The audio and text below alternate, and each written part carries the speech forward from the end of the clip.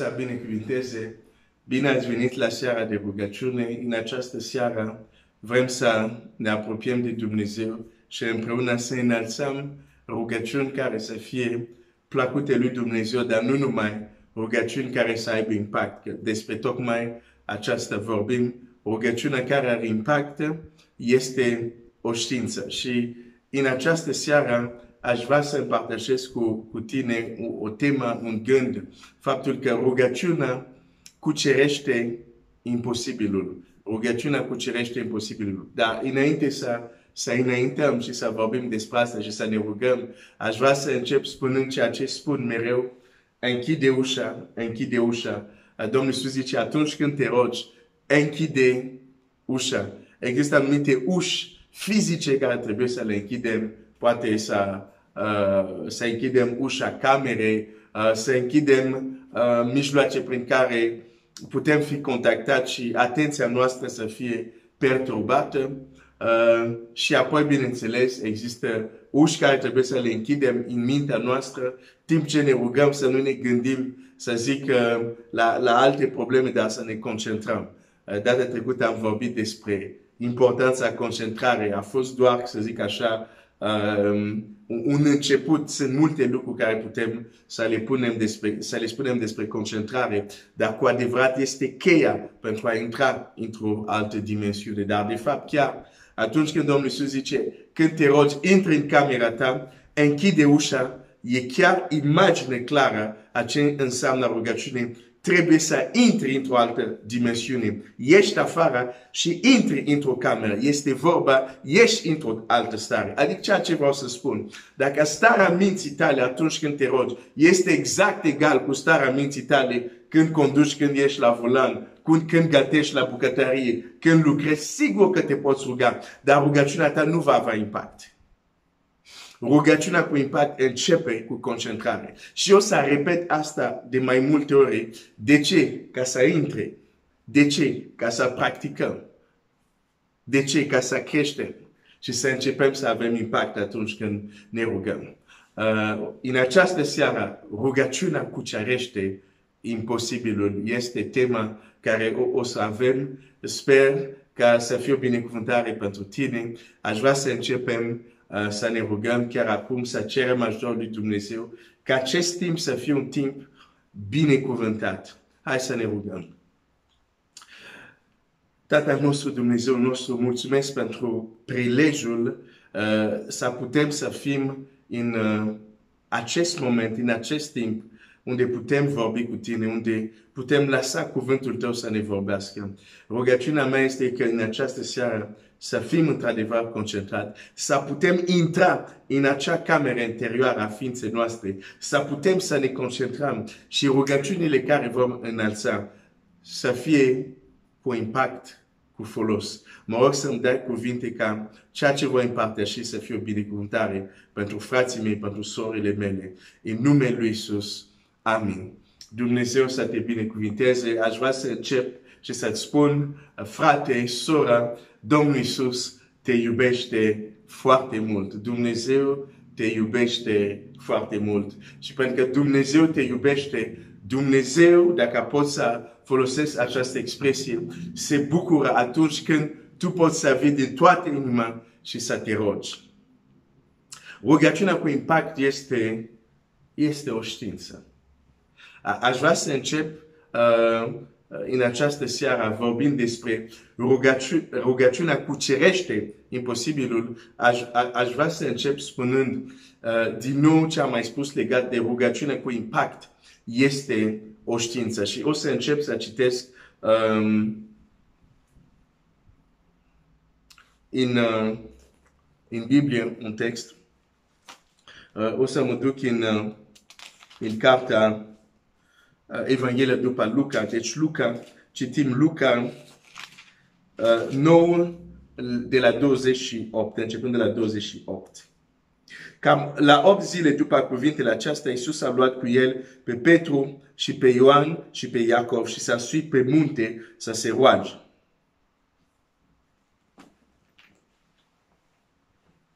Când Domnul Iisus i-a luat pe acești trei, doar pe acești trei, El știa ce avea să se întâmple pe munte când se va ruga. Deși a fost momente când Domnul Iisus s-a rugat în public. De exemplu, la momentul lui Lazar se roagă în public. Zice, Tată, îți mulțumesc că m-ai ascultat, pentru mine știam că mă ascult, dar m-am rugat pentru ei. Scopul acestei rugăciuni este că ei să creadă că m-ai trimis. Dar s-a rugat în public. Știam că scopul rugăciunii lui de atunci era că ei să creadă că El este trimis de Dumnezeu, că și ceea ce face călăuzit și în ascultarea lui Dumnezeu. Dar aici când Domnul Iisus se duce pe munte, El se va ruga, dar știe că va face un gen de rugăciune care va produce un efect care nu este pentru toată lumea. Mă urmărești? Când este în fața momentului Lazar, se zice, e tot rugăciune. Se roagă. Aici Biblia zice, se duce pe munte pentru a se ruga. Se numește și același cuvânt, a se ruga. Dar impactul nu este același. De ce? Pentru că nu este același rugăciune. Biblia zice, există feluri de rugăciune. Aici Domnul Iisus știa foarte bine tipul ăsta de rugăciune care o să-l fac acum, pe munte. Ce se va întâmpla nu este pentru toată lumea să vadă. Și atunci, cu atenție, zice, tu, hai veniți. Și Biblia zice, s-a dus să se roage. Și Biblia zice, în timp ce se ruga, se întâmplă ceva. Biblia zice, pe când se ruga, i s-a schimbat înfățișarea feței și îmbrăcămintea i s-a făcut albă strălucitoare. Dar nu se întâmplă asta tot timpul când se ruga Domnul Iisus. Cel puțin când se ruga în public, nu se întâmplă asta. Dar acolo se întâmplă pentru că El știe, mă duc pe munte, există un mod de a mă ruga. Când mă voi ruga așa, se va întâmpla ceva. Fața mea va străluci. Domnul Iisus nu era surprins când fața lui a început să strălucească. Rugăciunea este o știință. Știa, o să mă rog așa, va străluci. În fața momentului Lazar știa, mă voi ruga și că fața mea nu va străluci. Pentru că nu este modul acela de rugăciune. Știa, de exemplu, când la mulțirea pâinii, zice, aduceți pâine, Biblia zice, s-a uitat către cerul și a binecuvântat și apoi a împărțit. Știa, voi face asta, dar fața mea nu va străluci. Știa ce rugăciune are, ce efect anume. Se numește știință. De aceea, atâta timp când vei crede rugăciune înseamnă loteria spirituală. Adică arunci cererile așa și zici, ok, ce se va lipi, se va lipi, ce nu se va lipi, nu se va lipi. Este un mod de a se ruga. Sigur, vei avea prin dragoste și bunătatea lui Dumnezeu anumite răspunsuri, dar nu asta este cu adevărat rugăciune. Și rugăciunea care cucerește imposibilul, despre care o să vorbim în această seară, nu poate funcționa în viața unui om care privește rugăciune ca o loterie. Nu are cum să funcționeze. Mulți oameni ale Scripturii, adică câțiva, dar sunt mai mulți, nu sunt doar câțiva, care la un moment dat au ajuns la un nivel. Gândește-te la această afirmație. Când eram copil, gândeam ca un copil. Vorbeam ca un copil. Și putem zice, mă rugam ca un copil.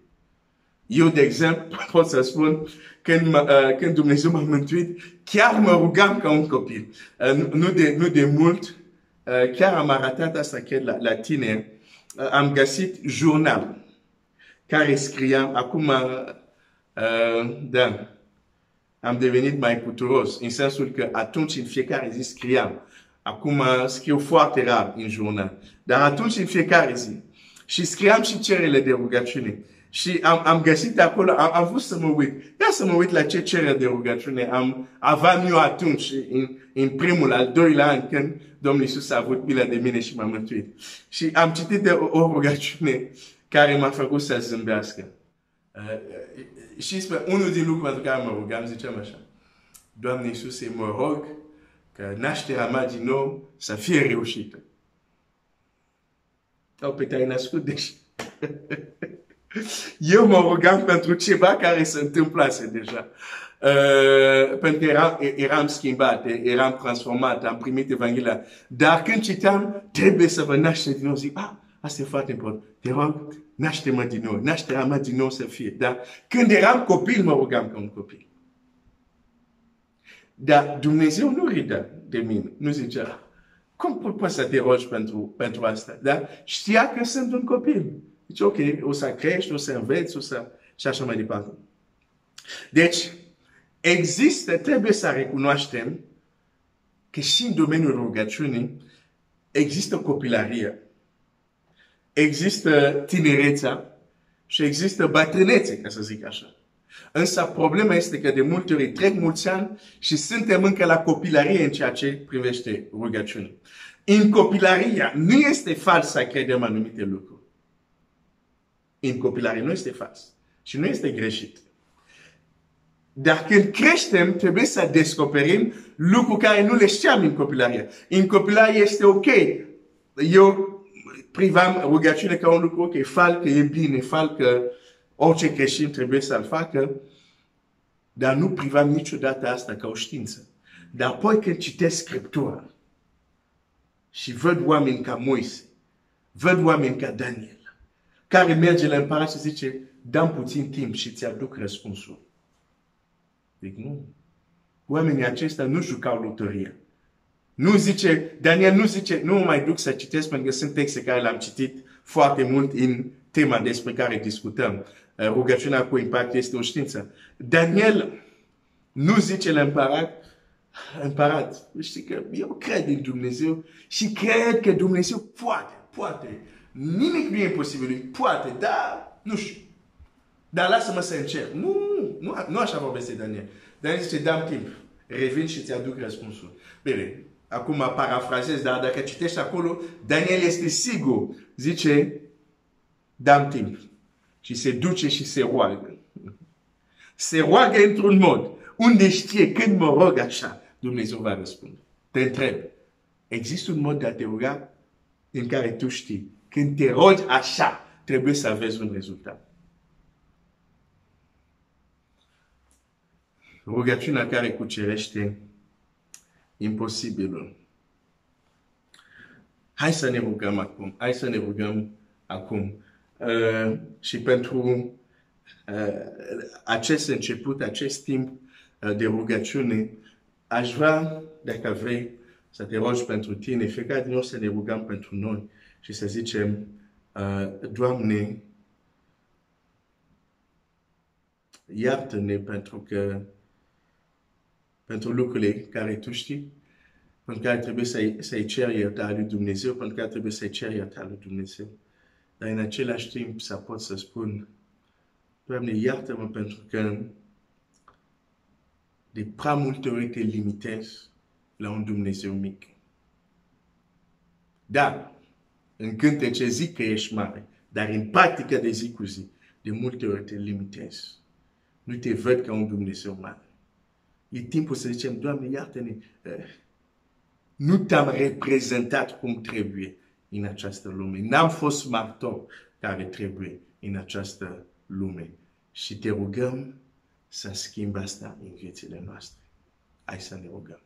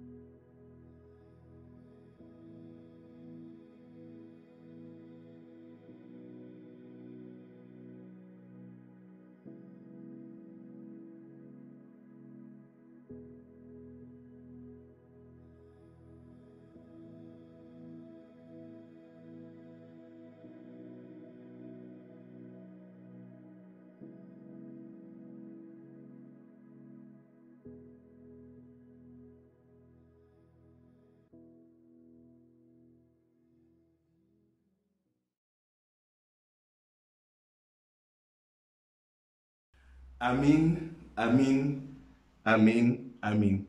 Dumnezeu să te binecuvinteze. Rugăciunea care cucerește imposibilul. Biblia vorbește de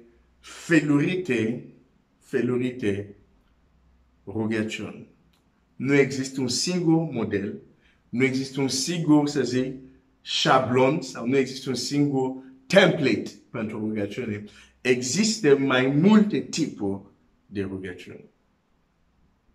Și există mai multe feluri de rugăciune pentru că noi ne întâlnim cu diverse situații care nu sunt mereu asemănătoare.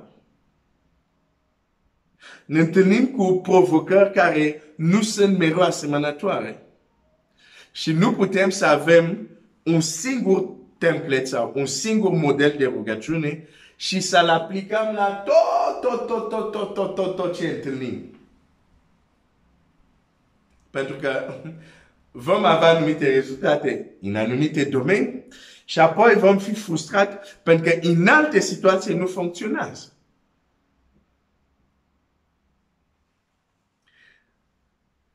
Atunci când ne rugăm, aplicăm, fără să știm că suntem conștienți de asta sau nu, atunci când ne rugăm, punem în aplicare ceea ce am învățat sau ceea ce credem despre rugăciune. Că ești conștient de asta sau nu. Când tu te rogi, tu aplici ceea ce crezi tu despre rugăciune. Și modul tău de a te ruga este influențat de ceea ce crezi tu despre rugăciune. Un om cum este Iosua, care în plin război ridică vocea lui și spune la soarele să se oprească. Hai să citesc un pic asta. că asta este un exemplu de rugăciune care cucerește imposibilul. Să nu zici, pe ce înseamnă asta?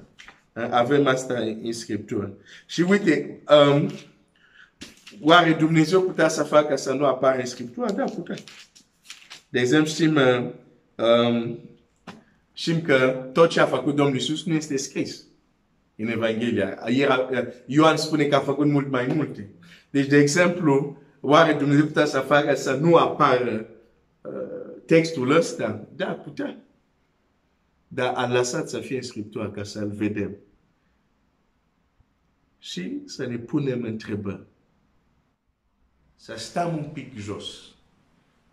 Stăm un pic jos, să zic, nu, stai puțin.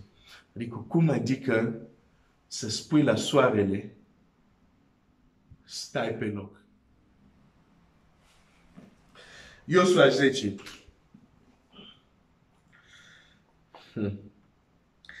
Versetul 12. Atunci, Iosua a vorbit Domnului în ziua când a dat Domnul parmăriții mâinile copilor lui Israel și a zis în fața lui Israel, oprește-te soare asupra Gabaonului și tu luna asupra vai a Ialonului. Și soarele s-a oprit și luna și-a întrerupt mersul până ce poporul și-a răzbunat pe vrăjmașii lui. Lucrul acesta nu este scris oare în cartea dreptului.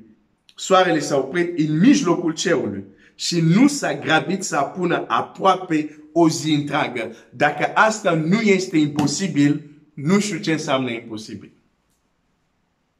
Rugăciunea care cucerește imposibilul. Biblia zice, versetul 14, n-a mai fost nicio zi ca aceea, nici înainte, nici după aceea, când Domnul să fie ascultat glasul unui om, căci Domnul lupta pentru Israel. Textul ne spune clar că Dumnezeu a ascultat glasul unui om. Era o rugăciune. Rugăciunea care cucerește imposibilul. Dacă Biblia ar fi scris și în ziua aceea Iosua s-a rugat și soarele s-a oprit și luna s-a oprit, cu siguranță mulți s-au fi gândit așa. Iosua s-a pus în genunchi și a zis, Doamne, te rugăm, oprește soarele. Doamne, te rugăm că luna să se oprească. S-a fi gândit așa. Dacă nu era scris asta, mulți nu ar fi crezut că, de fapt, el nu e vorba că s-a pus în genunchi sau că a început să zică, te rog, Doamne, pot să... Nu. Soarele, oprește-te. Lună, stai acolo. Și apoi Biblia zice, Dumnezeu a auzit glasul lui. Era o rugăciune. Dar e o altă formă de rugăciune. E o altă formă de rugăciune. Rugăciunea care cucerește imposibilul. Asta este un exemplu. E o altă formă. Are și alte rezultate. Are și alt impact. Îmi vine să spun, a folosit cu mare grijă. Atunci când te rogi, nu poți să te rogi mai mult decât ce știi tu despre rugăciune. Și de aceea este important să lăsăm Scriptura, să ne expunem, să ne deschidem mintea și să ne dăm seama, ok, este adevărat că mă rog, este adevărat că Dumnezeu a ascultat unele din rugăciunile mele, dar uite, există și aspecte ale rugăciunii, există teritorii ale rugăciunii unde piciorul meu nu a calcat încă. Și o greșeală care de multe ori vedem în poporul lui Dumnezeu. Când poporul Israel a intrat în țara făgăduită și a început să cucerească, repede s-a oprit. Și trebuia să vină Dumnezeu prin Moise să le spună, Pe ce căutați aici? Mergeți și luați în stăpânire toată țara. Cu alte cuvinte, voi ați ocupat doar foarte puțin din teritoriul. Există încă locuri neocupate unde Dumnezeu vrea să mergeți să ocupați. Și de multe ori asta se întâmplă în multe din domeniile noastre. Fie Scriptura, fie rugăciune. Dar mă interesează rugăciunea acum. Ne-am oprit, ne-am rugat un pic, ne-am oprit la o anumită porțiune ale rugăciunii. Există alte teritorii unde piciorul nostru nu a calcat. Mai rău, nici mintea noastră nu știe că există teritoriile respective.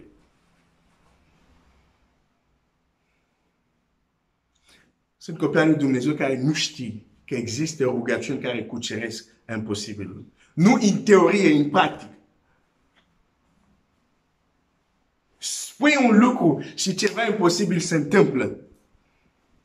Rugăciune care cucerește imposibilul. De ce vorbesc despre asta? De ce? Pentru că când ne rugăm, aplicăm ce știm. Și dacă în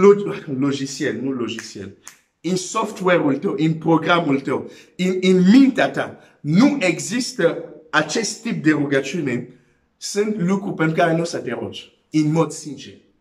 Te vei ruga cu gura, dar nu cu inima. Sunt lucruri pentru care nu vei avea rezultate. De ce? Pentru că un anumit tip de rugăciune în mintea ta nu există.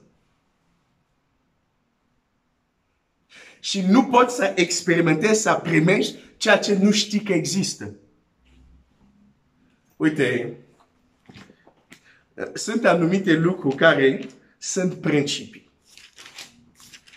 Și Biblia, când Biblia ți arată o împrejurare, e un principiu în spate și nu o să meargă în toate cazurile unde se aplică principiul. Ți arată principiul și te lasă și ne lasă să cercetăm, da?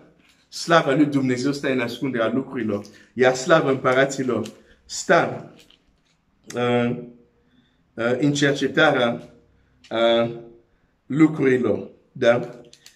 Și nu știu dacă găsesc repede.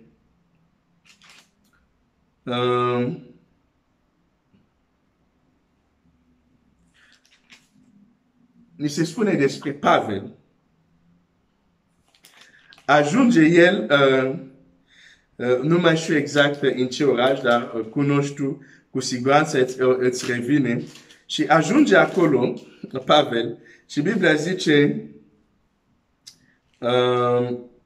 așa, este în Fapte 19, uite, te arăt ceva. Fapte 19, zice așa. Pe când era acolo în Corint, Pavel, după ce a trecut prin ținuturile Asiei, a ajuns la Efes. Aici a întâlnit pe câțiva ucenici. Minunat.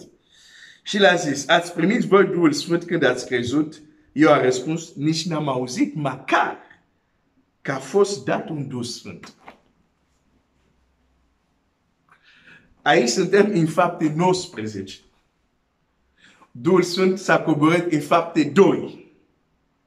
Și au trecut mulți ani între Fapte 2. Dacă studiezi cei care studiază istorie, între Fapte 2 și noi, au trecut mulți ani. Și iată aici sunt niște ucenici. Când Pavel îi întâlnesc, ar trebui uneori să ne gândim, să ne punem întrebarea.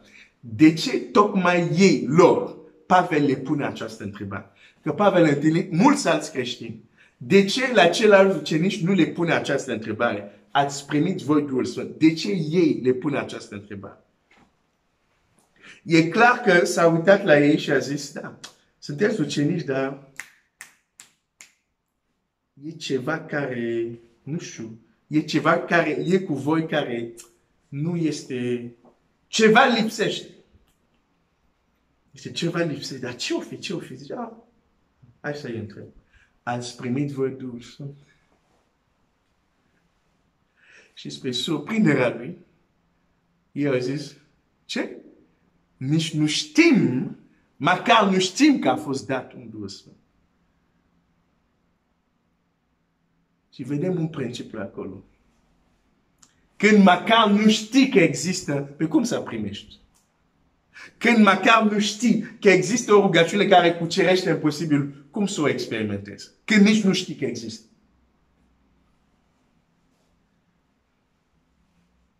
Există un timp de rugăciune. Un model de rugăciune. O să ne rugăm și după o să-ți arăt că Domnul Iisus vorbește și de acest tip de rugăciune, care cucerește imposibilul. Și, repet din nou, vorbesc despre asta. De ce? Pentru că atunci când ne rugăm, aplicăm ce știm. Și cred că e timpul, mai ales în vremea în care trăim. Și ce se prezintă, ce se arată că vine pe lumea aceasta, o să avem nevoie nu doar să ne rugăm, o să avem nevoie de rugăciuni care cuceresc imposibilul. Dar hai să luăm un timp să ne rugăm. În textul care l-am citit, Iosua e într-o bătălie și acolo citim și ce frumos. Biblia zice căci Domnul se luptă pentru Israel. Aș vrea în această seară, în momentul care urmează, să ne rugăm, de fapt să fie o rugăciune de mulțumire, nu de cerere, da? Sunt mai multe tipuri de rugăciune. Dar acum să fie o rugăciune de mulțumire. Și nu aș vrea să spui, Doamne, mulțumesc. Nu. Aș vrea să mulțumesc ca și cum ai primit 10 milioane de euro în contul tău. Iar dacă ești deja milionar, ca și cum ai primit 10 miliarde de euro în contul tău. Să mulțumești cu recunoștință, ce anume. Doamne, mulțumesc că Tu ești Cel care te lupți pentru mine. Poate nu ești conștient de asta, dar că Tu să auzi Evanghelia, că Tu să te întorci la Dumnezeu, că Tu poate chiar să urmărești acest timp de rugăciune. Nu-ți imaginezi ce bătălie se dă în lumea invizibilă. Dacă Domnul nu s-ar lupta pentru noi, am fi deja praf și cenușă. Dar suntem aici pentru că există unul care se luptă pentru noi. Și aș vrea să-i mulțumesc lui Dumnezeu. Și chiar dacă în momentul de față ești opresat, ești într-o situație grea, într-o situație dificilă, și atunci mulțumește că se luptă pentru tine. Și atunci se luptă pentru noi. De aceea este numit un viteaz. Hai să mulțumim lui Dumnezeu pentru că se luptă pentru noi. Hai să ne rugăm.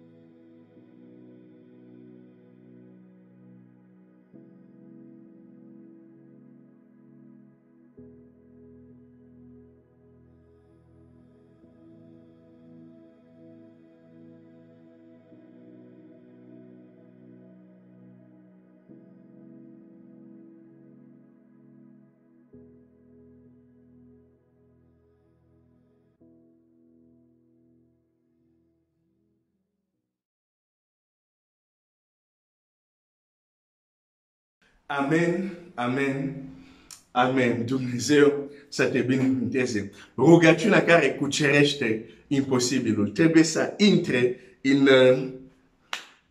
în mintea noastră, în cunoștința noastră și să începem să învățăm, să folosim acest tip de rugăciune care cucerește imposibilul. Am zis-o să vedem cu Domnul Iisus, dar aș vrea să ne întoarcem la textul cu Iosua și să vedem un lucru foarte important. Rugăciunea care cucerește imposibilul.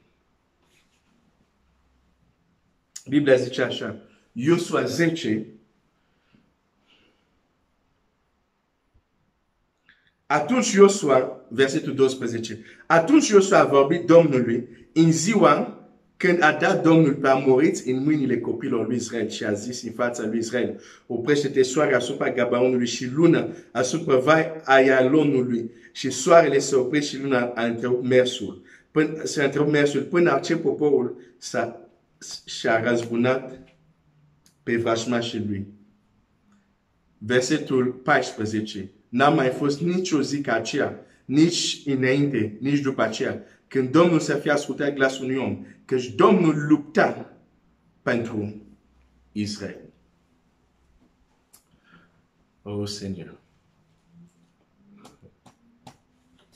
Rugăciunea care cucerește imposibilul este o rugăciune care se face într-un context specific. Dacă același Iosua s-ar fi trezit într-o dimineață și ar fi zis, hai să vă arăt ce lider extraordinar sunt eu. Soarele, stai un pic acolo. Luna, stai un pic acolo. Nu cred că s-ar fi întâmplat. Deși același Iosua spune aceleași cuvinte, nu s-ar fi întâmplat. Și de ce? Nu era contextul. De fapt, acest principiu e valabil și pentru celelalte tipuri de rugăciuni. Domnul Iisus zice, când te rogi, intri în odăița ta. Odăița e contextul. E atmosferă. Un alt context. Dar mă întorc la Iosua. Iosua, ca să spună soarele oprește, luna oprește-te, el a fost într-un context. Care a fost contextul? Contextul era că Dumnezeu se lupta împotriva amoriților. Era o batalie mai întâi a lui Dumnezeu. Nu a poporului. Era mai întâi o batalie a lui Dumnezeu. Și Iosua era implicat în această luptă. Asta era contextul. În această batalie. Și în contextul bataliei pentru Domnul, când se lupta pentru Domnul, în acel context, zice, soarele, stai acolo.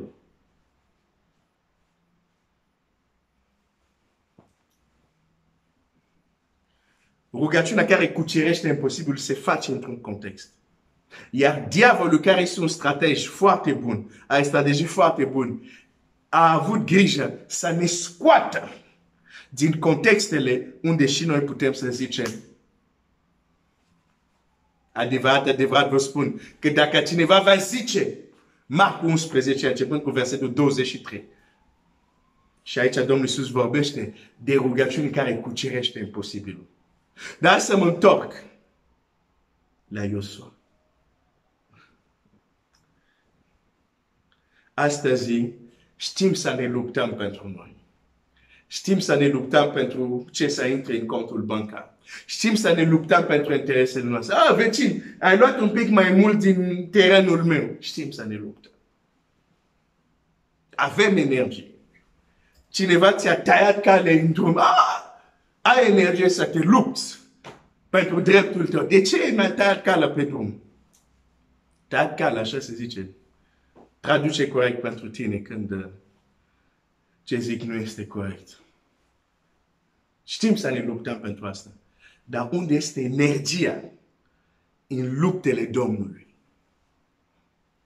Pentru că un lucru care trebuie să înțelegem. Nu există în Scriptura, nu am văzut. Nici în viață nu am văzut. Un om prin care să se manifeste puterea lui Dumnezeu, fie prin rugăciune, fie prin fapte, ca acel om să nu fie implicat în bătăliile lui Dumnezeu, în luptele lui Dumnezeu. Moise era în luptă, a fost combatut. Iosua a fost combatut. Ilie a fost combatut. Odată, de fapt, un context unde Ilie face o rugăciune care cucerește imposibilul. Vrei să citesc? Sigur că spui da, dar prin credință cred că tu spui da că să citesc. Da, să citesc. Da. Ok. Asta îmi place prea mult. Uite aici. Oh. 2 Împărați, versetul 3.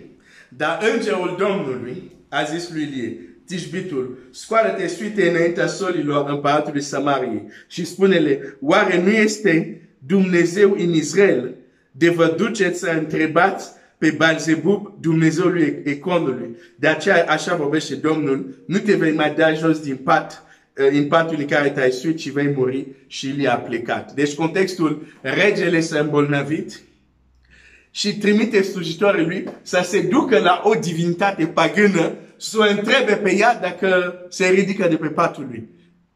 Și Dumnezeu trimite Elie să se întâlnească cu acei slujitori și să le spune aceste cuvinte. Versetul 5. Solii s-au întors la Azaria și el a zis, pentru ce v-ați întors? Ei au zis, un om s-a suit înaintea noastră și ne-a zis, întoarceți-vă la împăratul și care v-a trimis și spuneți, așa vorbește Domnul, oare nu este Dumnezeu în Israel de trimite să întrebe pe Balzebub, Dumnezeu Ecrondului, de aceea nu te vei mai da jos din patul în care te-ai suit, ci vei muri. Nu i-a căzut bine împăratului, poți să-ți dai seama. Și el zice asta, Azael a zis, ce înfățișare! Îmi place asta. Ce înfățișare avea omul acela care s-a suit înaintea voastră și v-a pus aceste cuvinte. Cu alte cuvinte, are tupeu. Adică să vină să zic, întoarceți-vă la împărat și să-i spuneți asta. Cine? Ce înfățișare avea? Ei au răspuns, era un om îmbrăcat cu o manta de păr și încis cu o cura la mijloc. Și Azael a zis, este Ilie. Automat. Știa că în împărăția mea nu sunt doi să aibă tupeul acesta, dar hai să verific cum era îmbrăcat. Pentru că când el a auzit cuvintele respective, a zis, asta e Ilie. Dar hai să verificăm. Cum era suspectul? Gata, e Ilie. Și acum, uite ce face regele. A trimis la el o capetenie peste 50, cu cei 50 de oameni ai săi. Capetenia aceasta s-a suit la Elie, care ședea pe vârful muntelui și a zis, omul al lui Dumnezeu, împăratul a zis, coboară-te. Context. Care este contextul? Elie lupta luptele lui Dumnezeu. A avut multe probleme. A fost persecutat. De ce? Pentru că spunea ce Dumnezeu spunea. Și acum, din nou, regele trimite 50 de soldați. De ce? Pentru că el a transmis cuvântul lui Dumnezeu. Era în bătălie lui Dumnezeu. Și vin aceea pentru a-l aresta. Dar din nou contextul. Când ei ajung acolo, Ilie nu este în vale. Când ei ajung acolo, Ilie e pe vârful muntelui. Context. Și ei spun, omul lui Dumnezeu coboară. Păi de ce nu s-au urcat ei? Împăratul a zis coboară.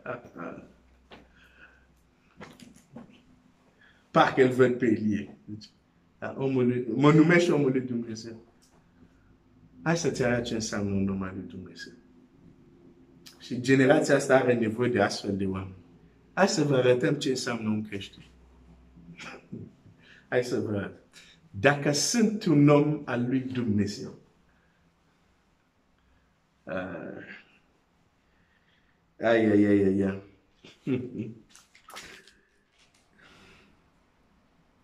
il a răspuns. La răspuns. Dacă sunt un om al lui Dumnezeu, să se coboare foc din cer și să vă mustuie pe tine și pe cei 50 de oameni ai tăi. Și s-a coborât foc din cer și a mistuit pe el și pe cei 50 de oameni ai lui. Rugăciunea care cucerește imposibil. Un singur om, 50 de soldați. Deci, ok, ați venit să mă arestați? Ok. O să spun doar un cuvânt. Și s-a terminat cu voi. Dar am vrut să-ți arăt. Era contextul. Dacă el, de exemplu, se plimba într-o zi și vedea pe aceia soldați și zicea, nu-mi place ce faceți voi. Nu-mi place că lucrați pentru regele ăsta care nu crede sau nu se teme de Dumnezeu. Hai să coboară foc. Zicea, nu cred că ar fi cazat. Contextul. Contextul. Dar întrebarea este, mai luptăm noi lupta cea bună? Nu, când te lupți pentru tine, nu e lupta cea bună. vorbesc aici despre interesele împărației lui Dumnezeu. Dar poate știi să te rogi pentru tine, știi să postești pentru tine, dar știi să postești pentru o generație, știi să postești pentru un oraș, știi să postești pentru oameni care nu îi știi, dar care știi că piară și Dumnezeu îi vrea pentru el și tu te lupți în rugăciune pentru mântuirea lui. Mai știm să ne luptăm. Dacă nu intrăm în bataliile lui Dumnezeu, acolo unde Dumnezeu se luptă, dacă noi nu intrăm acolo, fugim de un context unde putem înalța o rugăciune care cucerește imposibilul. David, omul după inima lui Dumnezeu, era un luptător. Se lupta luptele lui Dumnezeu. David a înțeles că Goliat nu-și bătea doar joc de armata lui Israel. Goliat zice, cine este acest netăiat împrejur? Îmi vine în franceză, hai să citesc în limba română. Și apoi ne rugăm. 1 Samuel 17. 1 Samuel, prepare ici. 1 Samuel 17. Și Goliat zice așa. Ai.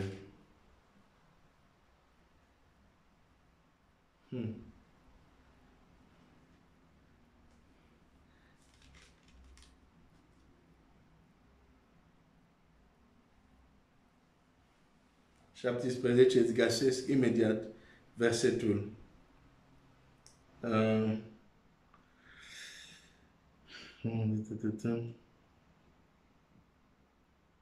Ok. Versetul 36. Așa a doborât robul tău pe leu și ursul. Și cu filistanul acesta, cu acest netăiat împrejur, va fi ca și unul din ei, căci a ocărât oștirea Dumnezeului cel viu.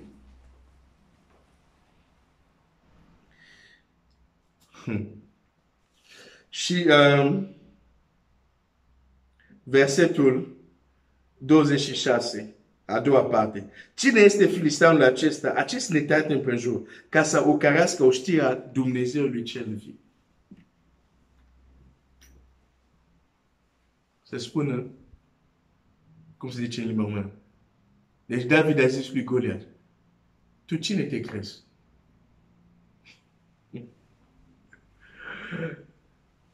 A ocărât Dumnezeul cel viu. David se lupta luptele lui Dumnezeu.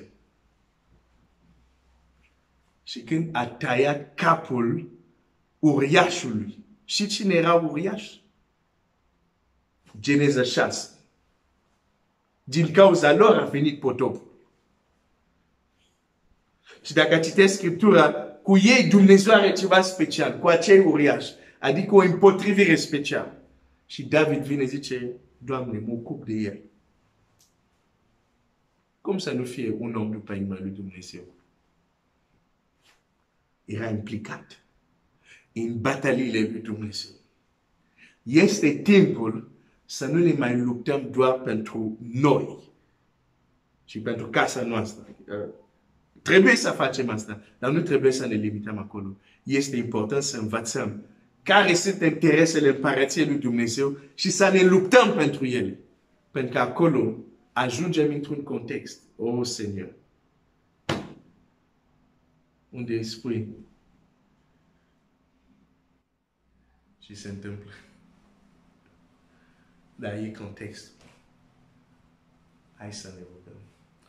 Dacă vrei acum, o să ne rugăm, Doamne,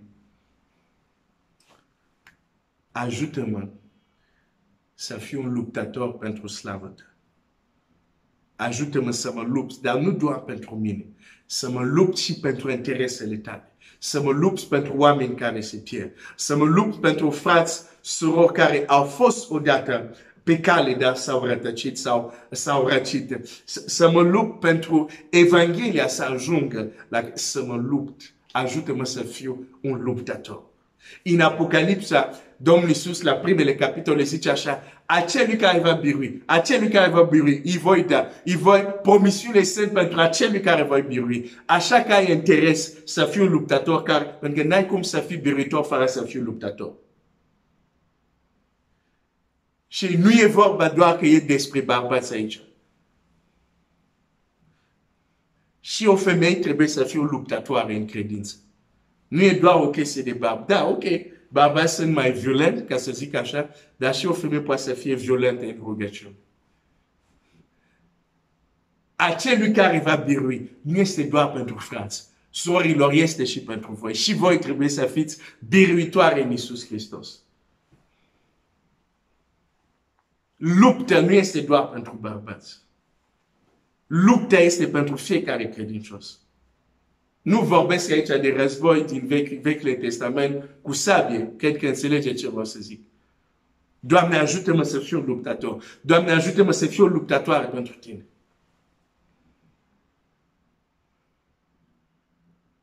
Hai să ne rugăm.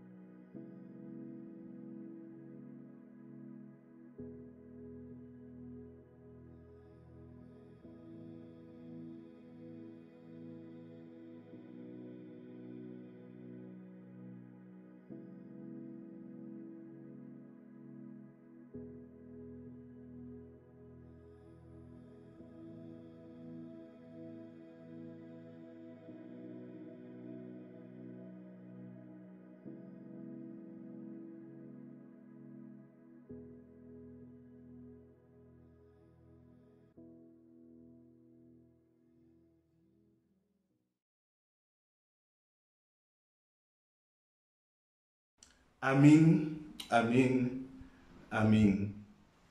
Rugăciunea care cucerește imposibilul este o realitate, dar se întâmplă într-un context.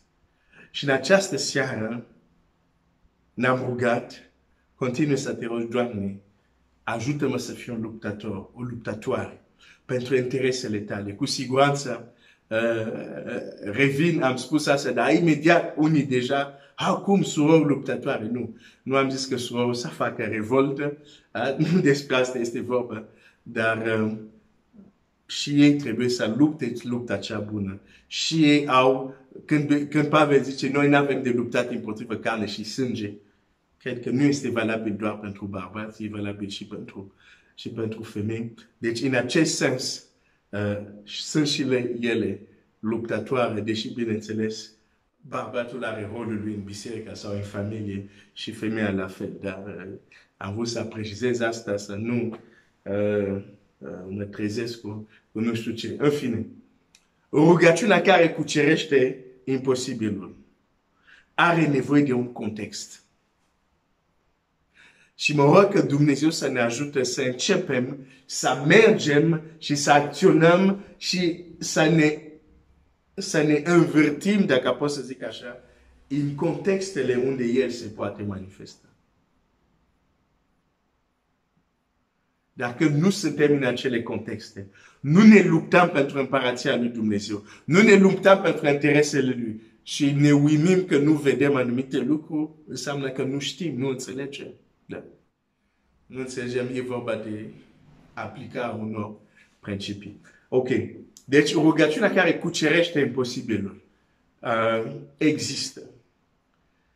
Dar nu e vorba, nu zic asta pentru că mâine să te trezești și să zici, ok, hai să văd ce pot să fac să fie imposibil. Nu e vorba de asta. E vorba să mergi să te lupți luptele lui Dumnezeu. Și în acel context să ajungi în anumite împrejurări unde singura șansă este un lucru imposibil să se întâmple. Și tu să zici, un lucru imposibil să se întâmple. Ok. Se poate. Pentru că există o rugăciune care cucerește imposibilul. Deci e nevoie de un context. E nevoie de un context. Să fim implicat în luptele lui Dumnezeu. Interesele împărăției să înceapă să devină interesele noastre și să ne luptăm pentru ele. Iar rugăciunea care cucerește imposibilul are nevoie de context, dar are nevoie și de cunoștință sau de știință. Hai să citesc un text. Mai citesc acest text și apoi o să ne rugăm și apoi o să încheiem. Dar mă rog ca să ne implicăm, să fim în contexte potrivite. Și când se cere să nu ne temem să zicem taci fără gură și să fie liniște. Pentru că suntem în contextul potrivit. Marcu 4, versetul 35. În acea zi, seara, Iisus l-a zis, să trecem în partea cealaltă. După ce a dat drumul norodului, ucenici l-au luat în corabie în care se aflau, așa cum era. Împreună cu el mai erau niște alte corabii. S-a stârnit o mare furtună de vânt, care arunca valurile în corabii, așa că mai se umpla corabia. Și el dormea la cârma de capatii. Ucenicii l-au deșteptat și au zis: Învățătorule, nu-ți pasă că pierim? El s-a sculat, a certat vântul și a zis marii: taci, fără gură. Vântul a stat și s-a făcut o liniște mare. Nu, e surprinzător. De fapt, în alte evanghelii au zis: cine este acesta? A zis nu. Deși erau cu el, dar când au văzut, a zis nu. Cum se poate așa ceva? Rugăciunea care cucerește imposibil.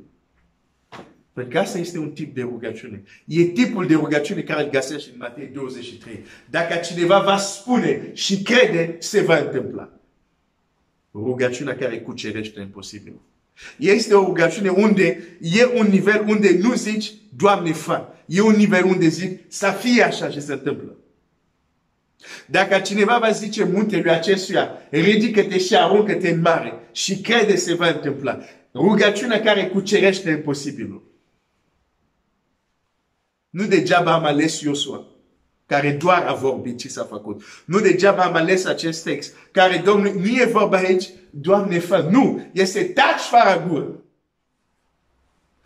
Oprește-te acolo. Rugăciunea care cucerește imposibil. În textul acesta se ridică valul, o furtună mare.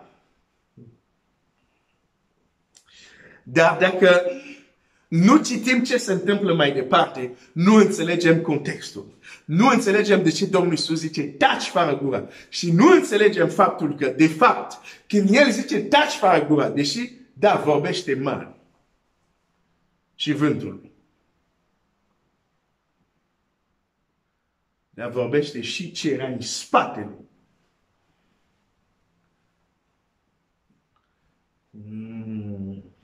Adică cum ce era în spatele, cum ce era în spatele. Dacă citești cartea Iov, o să vezi că Satan, și dacă Satan are și alte principalități, autorități ale întunericului, pot să strânească și elemente meteorologice. Am zis bine cuvântul. Ăștia oarecare ne spun dacă plouă sau nu. Și nu se întâmplă mereu cum zic ei. Hai să vedem ceva. Et on va voir quelque chose. Dans Job, vreau să-ți arăt ceva. În cartea Iov zice așa,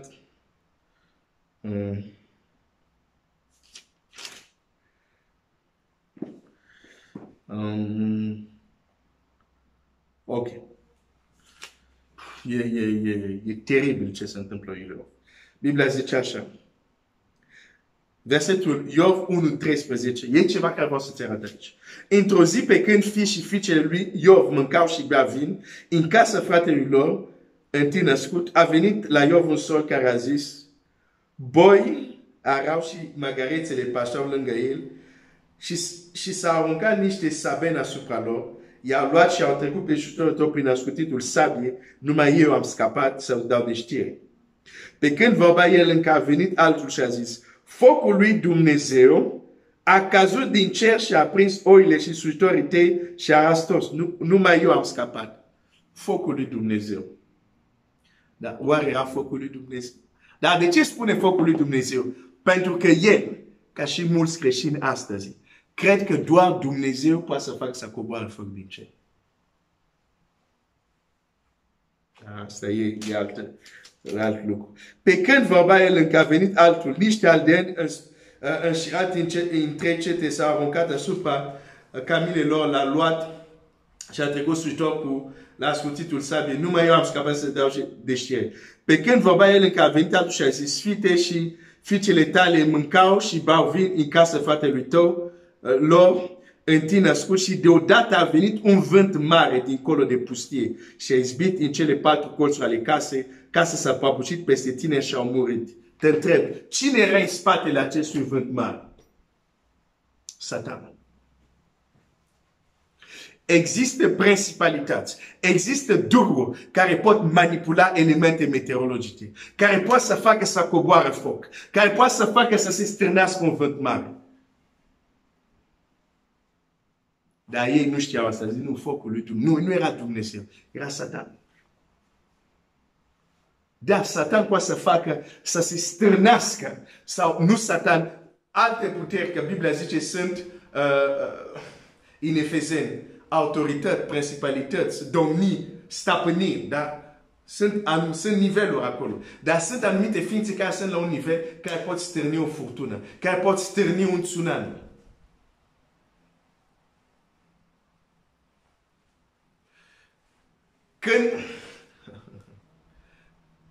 Când vezi ce se întâmplă după, când vezi tot contextul, înțelegi ce se întâmplă acolo. Apropo, într-o zi, am reușit să invit pe un unchiul al meu care era greu să vorbești cu el despre Dumnezeu. În fine, am reușit în fine să accepte să vină la biserică. Într-o după amiază, trebuia să fie la 6, da? Când ne pregătim să mergem, cam o oră jumate înainte să plecăm, nu mi-a venit să cred. Vine cineva, zice, cu tare a murit. Pleacă, vine altul, zice, cu tare a murit. Pleacă, vine altul, zice, cu tare a murit. Și el se uită la mine, zice, trebuie să mă duc, Glenn, nu mai pot să vin cu tine la. Și am rămas șocat. În textul care l-am citit, noi de multe ori ne jucăm. Vorbeam cu un pastor odată care l-am tradus și îmi zicea odată un misionar a vrut să se ducă să evangelizeze într-o zonă, într-un sat. Dar zona respectivă era blindată, era minată din punct de vedere spiritual. Cel care trebuia să fie traducătorul misionarului, timp ce s-a apropiat de locul respectiv, a devenit surd. Sunt regiuni unde, dacă aș fi putut, sunt unii frați de-ai mei, aș fi vrut să le iau. Să zic, ok, du-te, predică Evanghelia aici și mai stăm de vorbă. Și a pierdut auzul, dar mergea să predice Evanghelia. Să traducă un misionar. Oameni din zona am înțeles ce se întâmplă, au zis, întoarce-te în oraș. Când s-a întors în oraș, auzul i-a revenit. Există locuri unde sunt anumite stăpâniri. Când tu pleci de nu știu unde și vrei să vii să faci, înainte să ajungi acolo, ele deja știu că asta vine pentru asta și stârnesc o împotrivire. De aceea niciodată nu te duci în evangelizare fără să te pregătești în rugăciune. Nu te implica în anumite lucrări fără să te pregătești în rugăciune. Pe atunci când revine impactul, dacă nu ești tare, caz. De asta Pavel în Efeseni 6 zice să vă întăriți ca să puteți țineți piept și să rămâneți în picioare. Deci nu este tot să ții piept, dar trebuie și apoi să rămâni în picioare, după ce veți birui totul. Când ne uităm la ce se întâmplă aici, ne dăm seama că vântul respectiv nu era un vântul natural. Asta citești ceva. Dar trebuia să-ți arăt din Scriptură că sunt ființe spirituale ale întunericului care pot manipula și meteo, manipula elemente naturale. De fapt, când Anticristul va veni, Biblia zice, diavolul va da să facă tot fel de semne. Da? Și atunci asta e problema mea. Dacă tu recunoști că unii creștini zic, da, și diavolul poate să facă minuni. Și întuneric poate să facă lucruri supranaturale. Da, așa este. Vedem asta în Scriptură. Dar problema este aceasta. Dacă tu zici că ești al luminii și cel întunericul poate să facă lucruri supranaturale și tu zici că pentru că ești al luminii ești mai puternic decât el și tu n-ai cum să faci, am o problemă cu asta. Dacă ei întuneric pot manifesta puterea spirituală și tu spui ești al luminii, n-ai cum să manifesti o putere inferioară decât ce au ei. Cum ar fi arătat Moise? Să vină la Faraon. Zice, da drumul popor, Dumnezeu evreilor mi s-a arătat. Pe cine e Domnul, de ce să ascult de el? Și, cum să spun, vrajitorul lui Faraon se începe să facă tot fel de vraj. Și Moise să zică, nu, eu sunt doar al luminii, dar nu pot manifesta nimic, doar face, zic, lasă. Poporul nu a fi plecat. Faraon a fost forțat să lasă să plece poporul din cauza puterea manifestării lui Dumnezeu. Și am să-ți spun un lucru. Unii oameni pentru care la care ții tu, vrei să fii mântuit, dar sunt legat de întunericul. Întunericul nu le va lăsa până întunericul nu este forțat să-i lasă. De aceea există anumite rugăciuni care le faci, care nu au impact. Pentru că ești prea blând cu întunericul. O paranteză.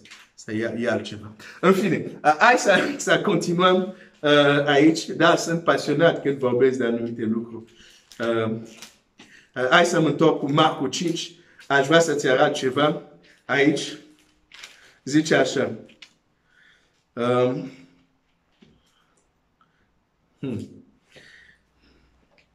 Zice așa. I-a apucat o mare frică și ziceau, versetul 41, capitolul 4, 41. Ziceau unii către alții, cine este aceasta de la asculte chiar și vântul și mare? A fost șocat. Rugăciunea care cucerește imposibil. Un singur cuvânt s-a potolit mare. Bun, dar trebuie să citim ce se întâmplă după, ca să înțelegem.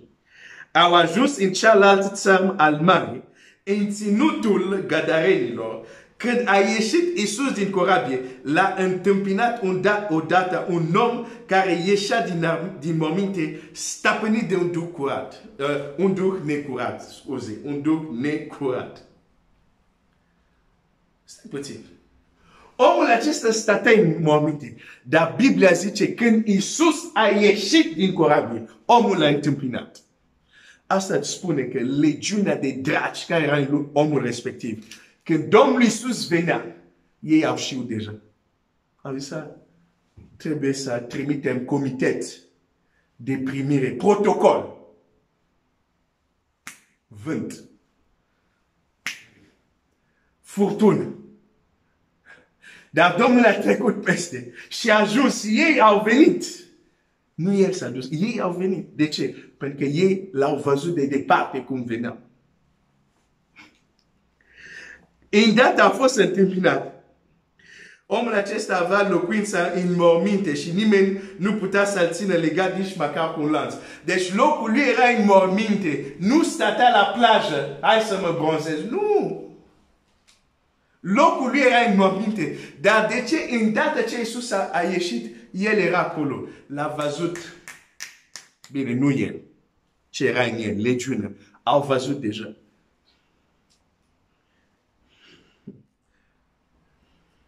Și uite ce se întâmplă. Căci de multe ori fusese legat cu picioarele în obez și cu cătușe la mâini, dar rupsese cătușele și sfarmisese obezele și nu-l putea domăni. Totdeauna zi și noapte stătea în morminte și pe munte, țipând și tăindu-se cu pietre. Când a văzut pe Iisus de departe, a alergat și s-a închinat. Și a strigat cu glas tare, ce am eu de a face cu tine, Iisuse, Fiul lui Dumnezeu celui prea înalt? Te jur în numele lui Dumnezeu să nu mă chinuiești. Căci Iisus zicea, duh necurat, ieși din omul acesta. Care ți este numele? I-a întrebat Iisus. Aici ți se arată că este o situație specială. Domnul Iisus a scos mult dragi. Dar nu citim, nu ni se relatează să vină și să întreabă cum te cheamă. Să înceapă să... Nu, e foarte... Asta ți arată că aici e ceva mai special. E ceva un pic ieșit din comun. Da? Îi zice așa, care ți este numele? Le-a întrebat Iisus, numele meu este Legiune, a răspuns el, pentru că suntem mulți. Și îl ruga stăruitor să nu-i trimite afară din ținutul acesta. Oh! Slava lui Dumnezeu stă în ascunderea lucrurilor. Slava împăraților stă în cercetarea lucrurilor. Stai puțin. Biblia nu zice că ei îl rugau să nu-l scoată afară din om. Nu asta zice Biblia. Ei îl rugau pe Iisus, nu ne scoate afară din ținutul acesta, din teritoriul acesta. Era teritoriul lor.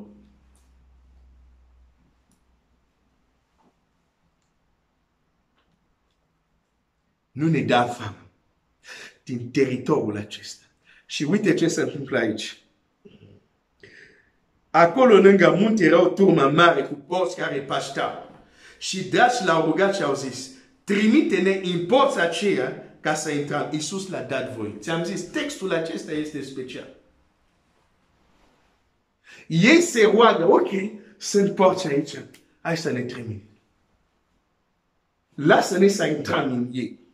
Aici sunt prea multe lucruri, trebuie să încheiem, dar vreau să fii concentrat până, adică să-ți păstrezi concentrare, nu concentrație. Da. Ok. Am învățat de la o soră diferență. Ok.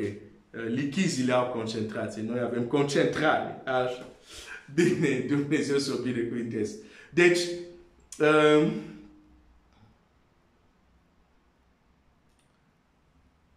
de ce?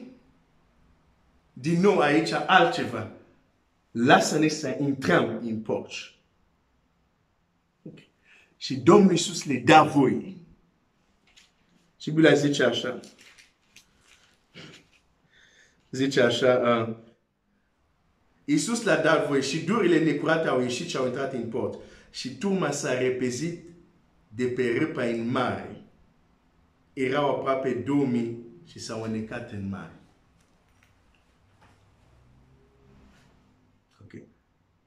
L-ați rugat să intrați în porci.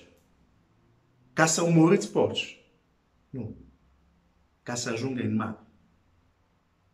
Scopul lor nu era să omoară porc. Trebuia să se întoarcă în mare. Oh.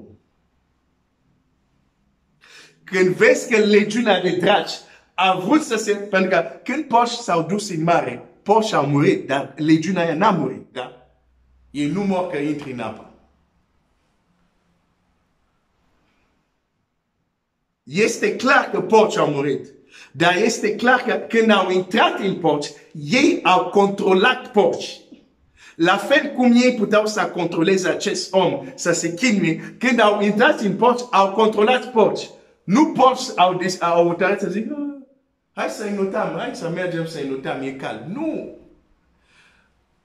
Cei care au intrat în ei, care i-au stăpânit, s-au hotărât să se întoarcă, să se ducă în mare. Și atunci zici, ok, s-a ridicat o furtună în mare. Timp ce Iisus se ducea să scoată o legiune, s-a ridicat o furtună în mare. A trecut de furtuna asta. Când a învins această legiune, legiunea respectiv se duce în mare. Mă opresc aici.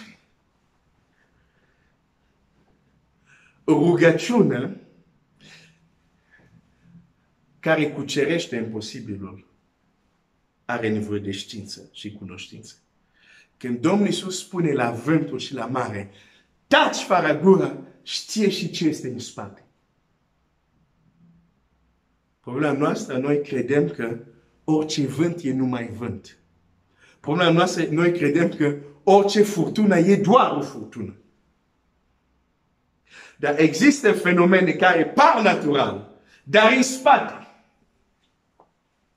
În spate. În spate este altceva. Și dacă nu știi la ce te adresezi, dacă nu știi la ce ai de a face, nu ai cum să vorbești. De aceea rugăciunea care cucerește imposibilul are nevoie de context, dar are și nevoie de știință. Și despre asta vorbim. Rugăciunea cu impact este o știință. Hai să încheiem. Știu că am zis mai multe, dar probabil poate în proteine vom continua, poate la un moment dat mai adânc despre asta, dar caută să fie implicat în luptele lui Dumnezeu, nu te lupta doar pentru tine. Și caută să cunoști. Caută să cunoști. Roagă-te, Doamne, descoperă. Arată. Foarte important. O să ne rugăm. Acum am ajuns la sfârșitul. Și pentru acum, roagă-te lucrul următor. Doamne, ajută-mă să cred. Deschidem ochii. Să văd din Scriptura, prin cuvântul Tău, să pot vedea clar că Tu poți să faci imposibilul pentru mine. Există copii al lui Dumnezeu care nu cred că Dumnezeu poate face imposibilul pentru ei. Există mulți copii al lui Dumnezeu care nu cred că Dumnezeu este așa un tată bun, că e capabil să facă pentru tine ceva care nu a făcut până acum. Ceva care în istorie nu există. Asta s-a întâmplat cu Iosua. Ceva ce nu s-a mai întâmplat. Dumnezeu a zis, pentru tine voi face. Aș vrea să putem să Dumnezeu să ne ajute. Doamne, ajută-mă să văd că ești un tată așa bun. Că și un lucru care nu s-a întâmplat în istorie, poți să-l faci pentru mine, pentru că mă iubești.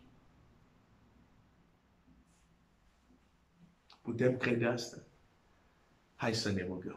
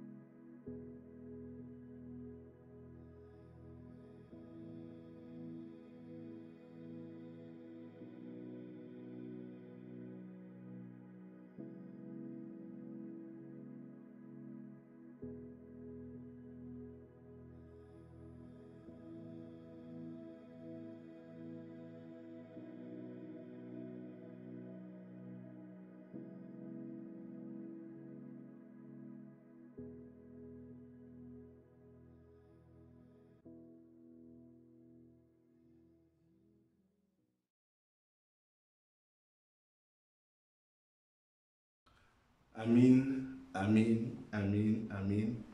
Cred că am fost un pic lung în această ultima parte, dar era lucru care voiam să le arăt. Sper să-ți fie de folos. Sper că a fost un timp binecuvântat pentru tine și aș vrea să putem încheia această seară printr-o rugăciune. Tată Ceresc, mulțumesc pentru dragostea ta. Tu ne iubești așa mult că ne dai împărație, așa cum scris. Nu te-ai îngrijorat, o urmă mică, căci Tată a găsit cu cale, a găsit bun să vă da împărația. Mulțumesc pentru dragostea ta și iartă-ne pentru că de multe ori ne îndoim de dragostea ta. Mă rog să putem fi copii ai tăi care ne implicăm în interesele împărației, în luptele împărației. Să avem știința și cunoștința Scripturilor, a lucrurilor evidente, dar și a lucrurilor ascunse, după cum este scris.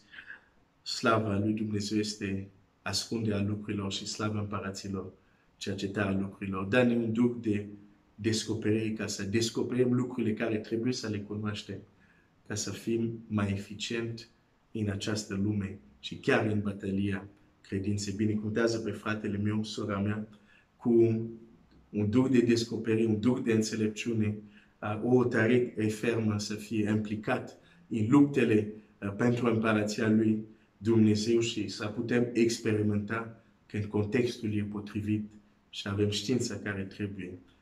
Aceste rugăciuni care le vedem în Biblie, care pur și simplu o frază, un cuvânt și imposibilul este cucerit. Tată, îți mulțumesc în numele lui Iisus. Amin. Dumnezeu să te binecuvânteze și, cum spun de obicei, biserica este liberă.